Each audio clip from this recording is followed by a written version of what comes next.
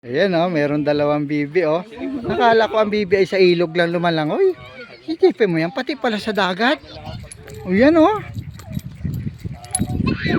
Grabe. Kala ko sa ilog lang nagalangoy ang bibi. Ang galing oh. Ngayon ka nakakita ng bibi sa dagat. Ayan oh, oh, yun oh. Oo, lumapit na, sumugod na oh. Nakatuwa. Ay, nawala. Ay. Naliligo pala ang bibi sa dagat. Ngayon ako nakakita lang bibi na naliligo sa dagat. Ayun o, Diyos ko. Actually hindi ito bibi, itik ito eh. Itik. Peking duck. Ayun o, dalawa o. Lumusong talaga sa dagat.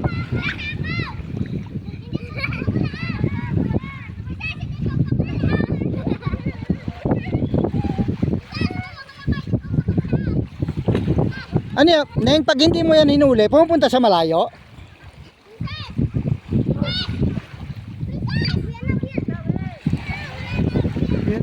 Ayun, tumabi na. Ayun, yun, pupunta na sa malalim mo. Oh. Nakakita kayo ng itik na nasa dagat. Oh, diba? Oh, oh. Tuwan-tuwa sila, oh. Oh. Ayan oh. Uy, kumampay-kampay pa ang pakpak at buntot. Oh yun oh. Sabi nila sarap pala dito sa Sugikay. Ayan oh, dito po tayo sa Sugikay. Ayan oh. Luwalangoy sila oh. Sabi nila sarap mag-snorkeling dito. Nagapantusik po yan. Ha? Nagapantusik. Nagapantusik sila? Pero hindi sila pumupunta doon sa malayo. Lumalapit talaga sa inyo.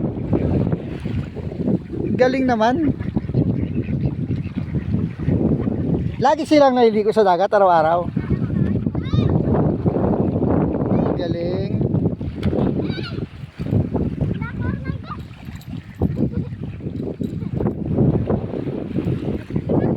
Ayan o.